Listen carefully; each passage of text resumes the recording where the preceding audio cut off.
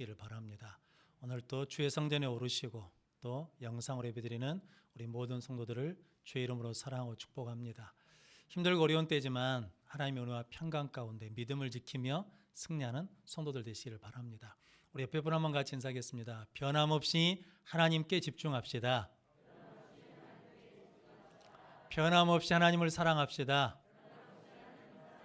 그 변함없는 믿음으로 일어나는 우리 모든 성도들이 되시기를 축복합니다. 한 번 더 인사하시죠. 메리 크리스마스. 한 번 더 옆에 분하고 메리 크리스마스. 우리 언제 크게 한번 인사해 보겠습니까? 교회에서라도 해봐야지. 오늘은 마태복음 2장 1절로 12절 말씀, 영접하러 온 사람들이라는 말씀으로 함께 은혜를 나누겠습니다. 주여 말씀하옵소서. 같이 하겠습니다. 주여 말씀하옵소서. 주의 종이 듣겠나이다. 아멘. 주의 음성이 들리는 복된 시간이 되시기를 바랍니다. 오늘 본문 말씀은 예수님께서 이 땅에 오셨는데 경배하러 온 사람이 있고 경배하지 않는 사람들이 있었습니다. 오늘 본문 말씀을 통해서 경배하지 않는 사람들은 왜 경배하지 않는지 알아보고, 그리고 경배한 사람들에게는 하나님께서 어떤 은혜와 복을 주셨는지 은혜를 나누면서 우리 모든 성도들이 힘들고 어렵지만 이때도 하나님을 경배하고 예배함으로 주신 은혜를 가지고 승리하는 성도들 되시기를 바랍니다. 경배하러 온 사람들 첫 번째는 경배하지 않는 사람들입니다. 오늘 2절 말씀 같이 읽겠습니다. 유대인의 왕으로 나신 이가 어디 계시냐? 우리가 동방에서 그의 별을 보고 그에게 경배하러 왔노라 하니. 아멘. 헤롯이 이스라엘의 왕일 때 동방에서 박사들이 예루살렘에 왔습니다. 그들이 예루살렘 온 이유는 뭐 때문이냐면 경배하러 왔다라고 말씀하거든요. 그러면서 유대인의 왕이 어디 있느냐라고 말씀하거든요. 동방 박사들을 이게 주석에서는 점성가들, 이래서 점치는 사람으로만 우리가 천시할 수 있는데, 실은 유대인의 왕이 어디서 났느냐라고 묻는다는 것은 그들에게 이미 어떤 신앙이 있냐면 메시아 그리스도를 기다리는 믿음과 신앙이 있었다라는 것을 말씀해 주거든요. 어떤 통로를 통해서 그들이 믿음을 가졌는지는 모르지만 유대인의 왕으로 누가 오시냐면 메시아가 온다는 것을 믿고 기다리고 또 그 메시아를 보러 왔다라고 말씀합니다. 에레미야 23장 5절 말씀 같이 읽겠습니다. 여호와의 말씀이니라. 보라, 때가 이르리니 내가 다윗에게 한 의로운 가지를 일으킬 것이라. 그가 왕이 되어 지혜롭게 다스리며 세상에서 정의와 공의를 행할 것이며. 아멘. 하나님께서 약속하시고 예언하셨는데 다윗에게서 한 의로운 가지가 일어나서 왕이 되어 다스릴 것이다 라고 말씀합니다. 그 말씀을 믿고 동방 박사들이 예루살렘까지 왔거든요. 그들이 올 때 무엇을 보고 왔냐면 그의 별을 보고 왔다라고 말씀합니다. 민수기 24장 17절 말씀 같이 읽겠습니다. 내가 그를 보아도 이때 일이 아니며 내가 그를 바라보아도 가까운 일이 아니로다. 한 별이 야곱에게서 나오며 한 규가 이스라엘에게서 일어나서 모압을 이쪽에서 저쪽까지 쳐서 무찌르고 또 셋의 자식들을 다 멸하리로다. 아멘. 야곱에게서 한 별이 나타난다라고 말씀하거든요. 그래서 하나님께서 그의 나심을 별로 계시해 주셨다라고 말씀합니다. 예수님도 요한계시록 22장에 나는 새벽의 광명한 별이다라고 말씀하시거든요. 그렇게 동방 박사들은 예수님이 왕 되심을 믿고 찾아와서 유대인의 왕이 어디 있느냐라고 묻거든요. 그 말을 들은 헤롯과 예루살렘에 있는 사람들이 소동했다라고 하거든요. 두려워하면서 혼란에 빠졌다는 거죠. 여기 헤롯은 헤롯 대왕을 말합니다. 헤롯 대왕은 유대인이 아니고 에세 후손인 에돔 자손입니다. 그래서 이두메 사람이라고 부르거든요. 그리고 이 헤롯은 실은 영토가 없는 사람이었는데 로마인들에게 정치 수완이 좋아가지고 유대 분봉왕으로 책봉이 됐습니다. 그래서 로마 황제에게 잘 보이려고 세금을 많이 거두어서 로마 황제에게 드리기도 하고, 또 불만이 많은 유대인들을 잠재우기 위해서 예루살렘 성전을 지어서 그들의 비율을 맞춥니다. 그러면서도 늘 마음속에 뭐가 있냐면 불안함이 있거든요. 내 왕위 자리를 누가 빼앗을까 봐 늘 불안한 사람이었습니다. 그래서 아내를 많이 두었습니다. 왜냐하면 부의 사람들과 같이 결혼한 것을 통해서 동맹을 맺기 위해서거든요. 그리고 아들도 많이 낳는데, 그런데 불안과 두려움과 의심 속에 있으니까 누가 누구하고 힘을 합친다라고 하는 소문이 나면 아들들을 죽입니다. 그래서 내 아들이어도 나를 반역하면 내 자리를 넘어오면 죽인다라고 해서 아들 셋을 죽였답니다. 그리고 부인도 그런 이유로 둘이나 죽였다라고 하거든요. 그때 누가 오셨냐면 왕으로 예수님이 이 땅에 오시고, 그 왕이신 예수님을 경배하러 누가 왔냐면 동방에서 박사들이 예수님께 경배하러 와서 유대인의 왕이 어디 있냐라고 하니까 헤롯이 두렵기도 하고 화가 나기도 하고 혼란스러웠다라는 거거든요. 그러자 대제사장과 서기관들을 불러가지고 그리스도가 어디서 나겠느냐라고 묻거든요. 그리스도가 어디서 나겠냐고 묻는 것은 헤롯 왕도 어떤 신앙을 알고 있냐면 메시아 대망을 알고 있다라는 거거든요. 그러자 대제사장과 서기관들이 유대 땅 베들레헴에서 한 다스린자가 나와서 이스라엘의 목자가 되리라고 예언되어 있습니다라고 미가서 5장 2절 말씀을 가지고 대답해 주거든요. 근데 성도 여러분, 헤롯 대왕이 박사들을 불러서 그 별이 언제 나타난 때를 물어서 자세히 물어서 아기를 찾으면 나에게 말해달라는 거죠. 나도 가서 뭐 하겠다는 겁니까? 경배하겠다는 거죠. 근데 이게 나중에 보니까 거짓말이었죠. 찾아서 뭐 하려고? 죽이려고 했다라는 거거든요. 성도 여러분, 헤롯은 내가 왕인데 누가 내 자리를 탐내라고 그러면서 예수로 오신 왕으로 오신 예수를 죽이려고 했다라는 거거든요. 이것은 뭐 때문이냐면 죄 때문입니다. 창세기에 보면 하나님이 사람을 지으셨지 않습니까? 그리고 그 코에 생기를 물어 주셔서 생명이 되게 해 주셨습니다. 그래서 아담과 하와를 만드셔서 에덴 동산에 두시면서 선악과는 먹지 말라 그러셨거든요. 다른 것은 다 먹어도 선악과는 안 된다. 그 이유는 뭐 때문이냐면 내가 창조자고 너희는 누구니까? 피조물이니까 그것을 기억해야 된다라고 주셨는데, 뱀이 와가지고 유혹을 합니다. 선악과를 왜 못 먹게 하는지 아냐? 선악과를 따먹으면 니들이 하나님처럼 될까봐 못 먹게 하는 거야. 그걸 따먹으면 니들이 주인 노릇 할 수 있어. 네가 왕이 된다, 네가 하나님이 된다라고 하면서 따먹으라고 유혹하거든. 그것을 따먹었습니다. 그게 뭐냐면 원죄거든요. 성도 여러분, 그래서 우리는 항상 뭐하고 싶어 하냐면 내가 주인 노릇하고 싶고 내가 왕 노릇하고 싶은 마음이 우리 안에 늘 있거든요. 이스라엘이 왕이 없는 시대가 사사시대거든요. 그 사사기의 핵심 주제를 사사기 21장 25절 말씀 같이 읽겠습니다.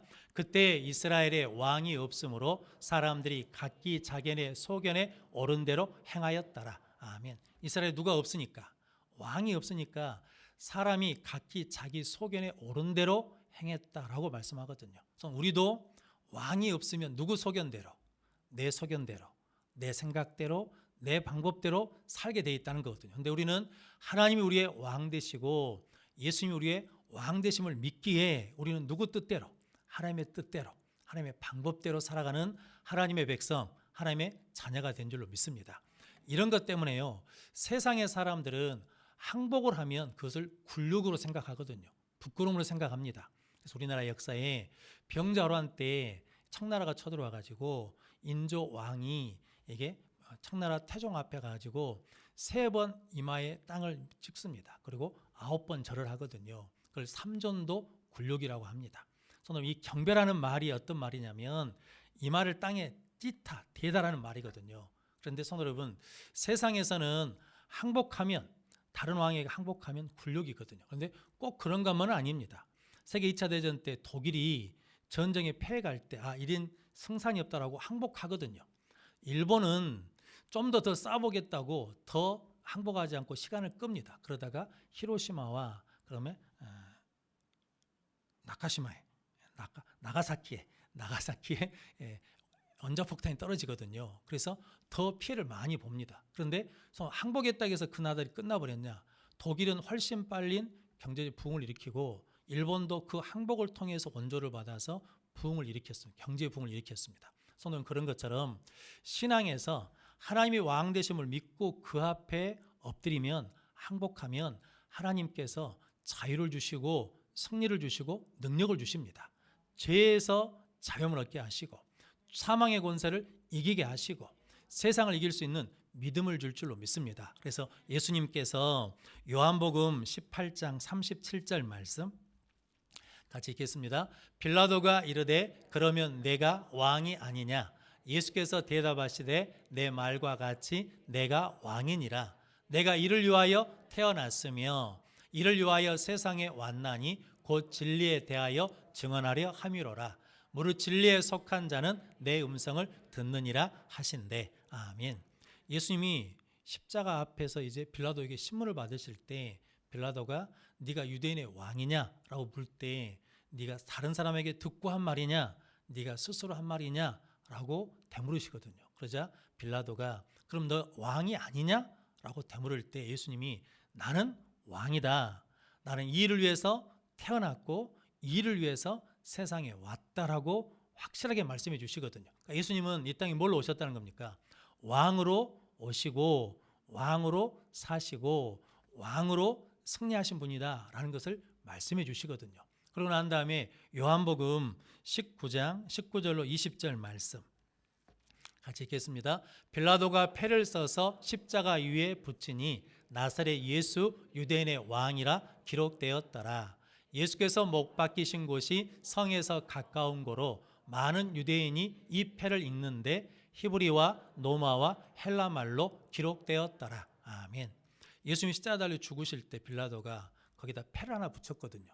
뭐라고 이름을 졌냐면 나사렛 예수 유대인의 왕이다라고 패를 썼습니다. 그러자 대제사장과 바리새인들이 와가지고 저걸 띠라는 거거든요. 그러면서 그걸 붙여놓으려면 자칭 유대인의 왕이라고 쓰라는 거거든요. 그럴 때 빌라도가 아니다, 나는 쓸 것을 썼다라고 하나님이 막으시거든요. 성도, 그래서 예수님은 이 땅에 유대인의 왕으로 오셨을 때부터 죽음의 위협을 느끼셨거든요. 그리고 뭐 때문에 십자가 달리셨냐면 유대인의 왕이시기 때문에 십자가 달려 죽으신 거거든요. 그리고 그 십자가에다가 패를 붙였습니다. 그게 히브리 말로, 헬라 말로, 로마 말로 모든 사람들이 다 알아듣게 뭐냐면 여기 나사렛 예수 유대인의 왕이 죽으셨다라는 거거든요. 뭐 때문에 죽으셨습니까? 우리가 선악과를 따먹어가지고 내가 왕 노릇하고 내가 주인 노릇하고 내 마음대로 살던 삶을 그 죄를 십자가에 못 박고 이제 무엇으로 산다고? 이제 예수가 왕 되심을 고백하며 살라고 그렇게 보여주신 줄로 믿습니다.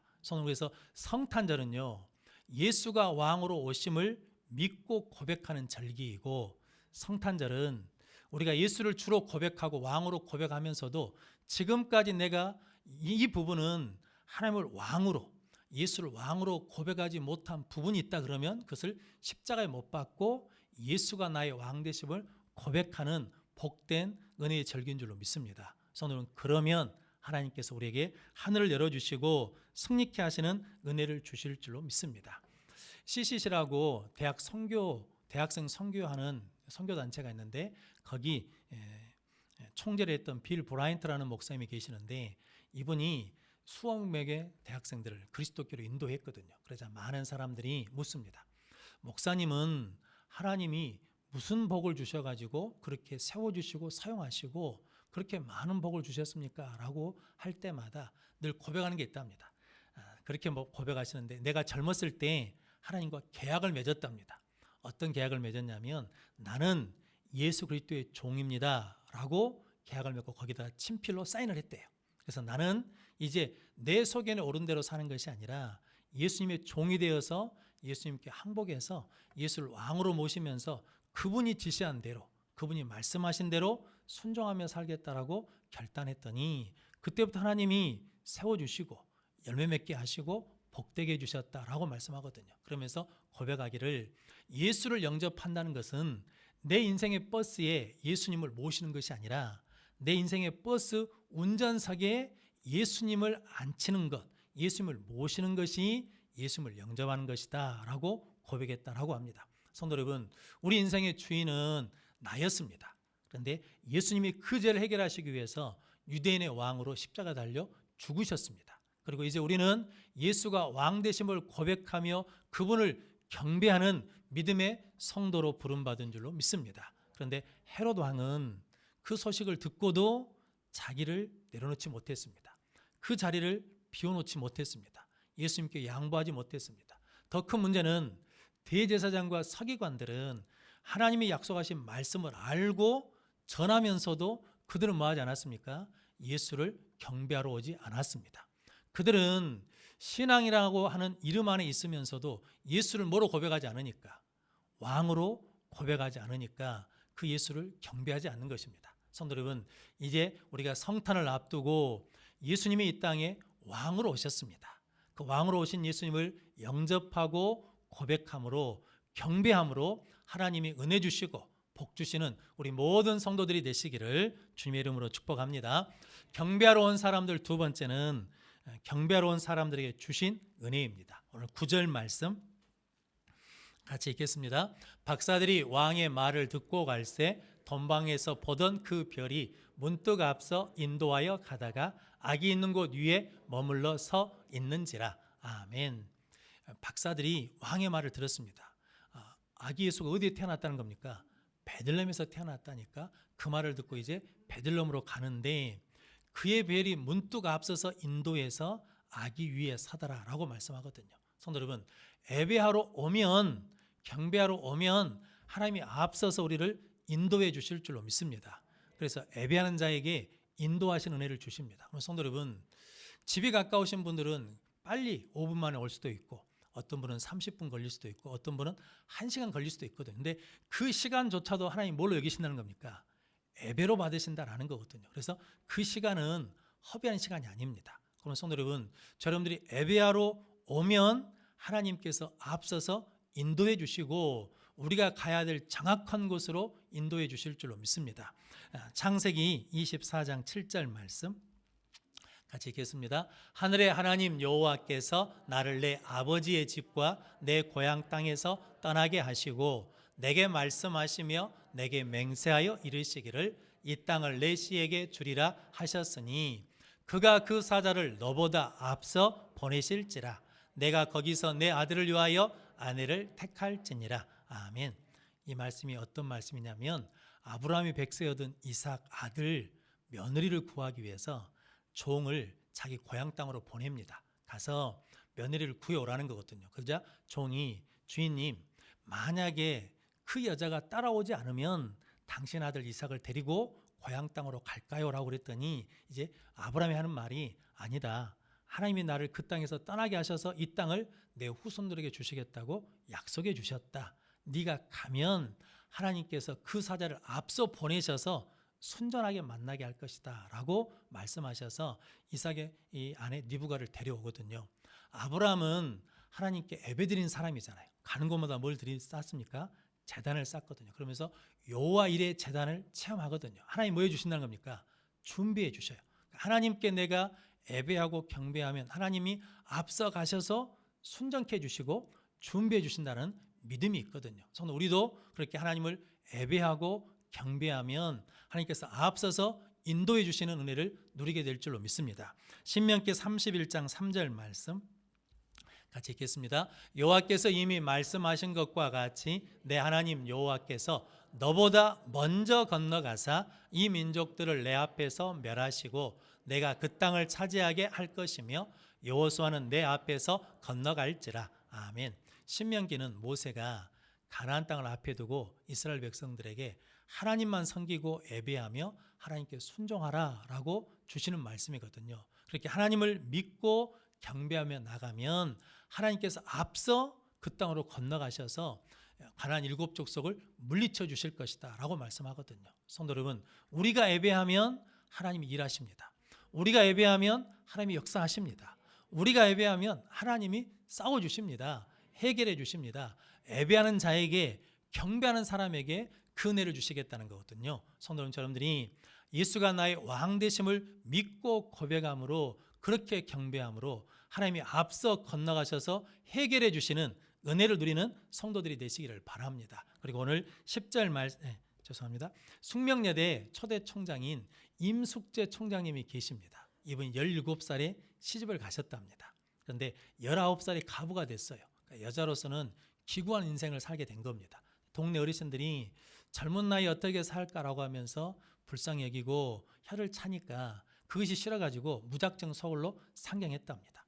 서울에 왔는데 부잣집에 가정부로 살게 됐대요. 그래서 거기서 일하는데 주인이 성실하게 일하니까 마음에 드신 모양입니다. 그래서 주인이 어느 날 불러가지고 내 소원이 뭐냐? 뭐 해주면 좋겠냐라고 물었을 때 이 임숙재라는 사람이 여인이 첫 번째 한 게 나 주일날 교회에 가서 예배드리고 싶습니다.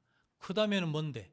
두 번째는 야간학교에 가서 공부하고 싶습니다. 그랬더니 주인이 교회를 가게 하고 그러니까 2학당 야간부에 보내주더랍니다. 그래서 공부를 열심히 해서 일본에 유학 가가지고 돌아온 다음에 조선 총독부 장학사가 됐어요. 그래서 그렇게 일하다가 해방을 맞이했답니다. 그래서 숙명여전을 만들고 그 다음에 문교부 인가를 받아서 숙명여대를 만들어서 초대 총장이 되셨다라고 하거든요. 이분이 임숙재 총장이 학생들이 그 당시에 어려우니까 그렇게 늘 말했답니다. 어려운 인생을 살아갈 때 하나님께 예배하면 하나님이 길을 열어주신다. 하나님께 예배하면 하나님이 인도해 주신다. 하나님이 도와주신다라고 하면서 복된 삶을 사셨다라고 합니다. 저는 우리도 하나님께 예배하면 이렇게 열어주시고 인도해 주실 줄로 믿습니다. 또 오늘 10절 말씀에 보니까 동방박사들이 별을 보고 매우 크게 기뻐하고 기뻐하였다라고 말씀합니다. 즉 뭐냐면 세 번이나 강조하는 거거든요. 매우 크게 기뻐하고 기뻐하였다라. 성도 여러분, 하나님께 나와서 예배하면 하나님이 세상이 주지 못하는 평안을 주시고 세상이 빼앗지 못하는 기쁨을 주실 줄로 믿습니다. 이 마태복음은 예수님께 와서 절한다라고 표현하거든요. 그 표현이 맞습니다. 마태복음 8장에 나병 환자가 예수님 앞에 와서 절하며 나를 깨끗게 해주십시오라고 했더니 예수님이 그를 고쳐주십니다. 이 절한다는 것은 경배한다는 거거든요. 그리고 한 간원, 즉 해당장 야이로가 예수께 와서 절하면서 자기 딸을 살려달라고 그러거든요. 그러자 예수님이 그 딸을 달리다금 살려주십니다. 죽은 딸이 살아나면 그 기쁨이 얼마나 크겠습니까? 말로 표현할 수가 없죠. 또 이방 여인 수로복의 여인이 예수께 와서 발에 엎드립니다. 그러면서 도와달라고 그러거든요. 그러자 그 귀신을 쫓아내 주십니다.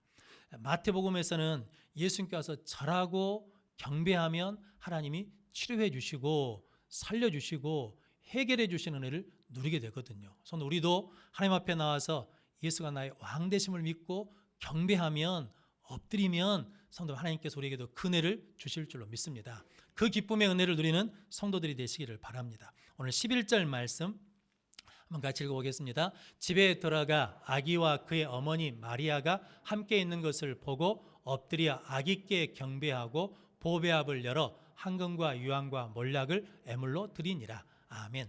동방박사들이 집에 들어가 봤더니 아기도 있고 누구도 있습니까? 어머니 마리아도 있습니다. 그런데 성경은 분명하게 말하기를 엎드려 누구에게 경배했다는 겁니까? 아기께 경배했다는 거거든요. 마리아는 신앙으로 우리가 본받을 점이 많습니다. 그러나 예배의 대상은 아닙니다. 기도의 대상은 아닙니다. 예배의 대상은 오직 왕이신 하나님뿐이십니다. 예수 그리스도만이 우리의 예배의 대상인 줄로 믿습니다. 그렇게 예수가 보이거든요. 성도 여러분, 예배하면 예수가 보입니다.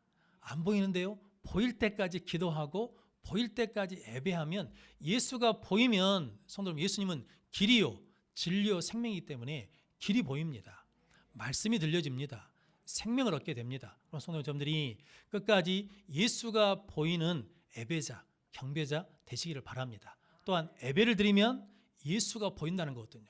사울왕은 하나님이 보이지 않으니까 다윗을 포함해서 제사장들을 죽이는 인생을 삽니다.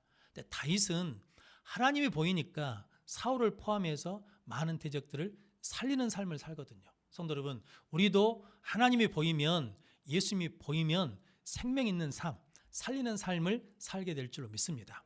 스데반이 돌에 맞아 순교하는데 그때 성경 뭐라고 합니까? 하늘이 열리고 하나님 보좌 우편에 있는 누가 보였습니까? 예수가 보였습니다. 그랬더니 스데반이 돌에 맞으면서 뭐라고 기도하는 겁니까? 내 영혼을 맡아주십시오. 저들을 뭐 해달라는 겁니까? 용서해 주십시오. 예수가 보이는 자가 용서할 수 있고 예수를 보인 자에게 예수 복음이 증거되는 능력의 역사가 일어날 줄로 믿습니다. 성도 여러분들이 이렇게 예배함으로 경배함으로 예수가 보이는 은혜를 누리시기를 바랍니다. 오늘 마지막으로 12절 말씀에 보니까 동방박사들이 그들 꿈에 헤로데게로 돌아가지 말라라는 지시하심을 받았습니다. 그래서 다른 길로 갔다라는 거거든요. 예배는 말씀 받는 시간입니다. 지시함을 받는 시간이거든요. 그 말씀에 순종하면 악한 길로 가지 않습니다. 헤롯의 길로 가지 않는 거거든요. 동방박사들이 헤롯한테 갔으면 동방박사들도 죽습니다. 악이 있는 것을 아니까 예수도 죽을 수 있습니다. 그런데 지시하심을 받아 말씀에 순종해서 다른 길로 갔더니 성도는 복 있는 사람이 되었습니다. 악인의 길을 따르지 않고 죄인의 자리에 서지 않고 오만한 자리에 앉지 않는 복 있는 삶을 살았습니다. 성도 여러분, 성탄은 이렇게 왕으로 오신 예수님을 우리가 영접하고 경배함으로 하나님이 주신 이 은혜를 누리는 절기인 줄로 믿습니다. 그렇게 예수님께 경배하러 오는 성도들이 될 수 있도록 예수가 나의 왕 되심을 고백하고 선포함으로 말미암아 하나님의 은혜 가운데 복된 새해를 맞이하는 우리 모든 성도들이 되시기를 주님의 이름으로 축원합니다. 기도하겠습니다. 존귀하신 아버지 하나님 감사합니다. 우리를 죄에서 구원해 주시기 위해서 예수님이 이 땅에 오신 이 성탄에 예수님이 유대인의 왕으로 나의 왕으로 오셨음을 믿고 고백함으로 이제 내가 십자가에 죽고 내 안에 왕 되신 예수가 살아남으로 말미암아 하나님의 은혜 가운데 복된 삶을 살아가는 우리 모든 성도들이 되게 하여 주옵소서. 예수님의 이름으로 기도하옵나이다. 아멘. 찬송가